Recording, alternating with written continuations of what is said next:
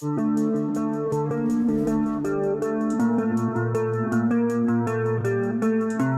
40k Darktide just got a huge new update for its first anniversary. They're released with a shiny new trailer and a bunch of new content. And on the whole, the new content is super cool. The new trailer brings in a new narrative for the game that puts the progression of the war for Tertium on display. And the general world building, establishing the Hive City as this battlefield where different areas and districts are controlled by the combatants in a way that's very tangible, is cool. We also got some updates to the veteran tree, including keystone abilities for the class. While I haven't had too much of a chance to play through with these abilities, they feel kind of okay, I guess. Having more optionality, of course, is better for the class and makes it more powerful. But as someone who has already basically cemented their veteran builds, having to reconstitute them in order to adopt these new keystones is a little bit weird, but ultimately a nice quality of life change. The new Carnival map is super cool,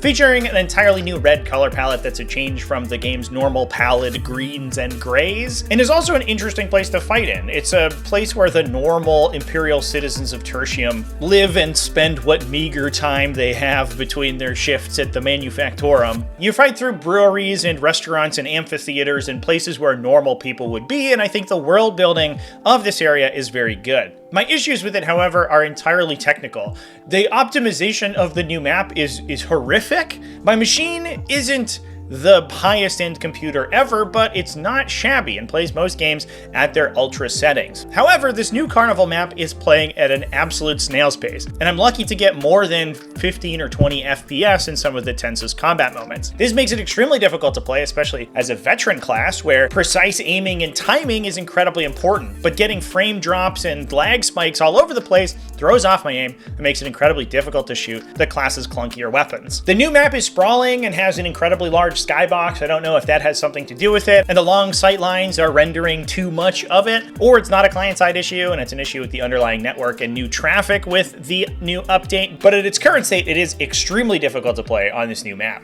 That is unfortunate because I want to spend a lot of time with the new mission, but if it is as laggy as the first few days have been, I'm not that interested, and we'll probably go back to the original mission set, which unfortunately is getting a little stale at this point. Hopefully these issues are resolved in the near future, but as it stands, this new update, while cool and having a lot of awesome content, is very difficult to actually play or engage with.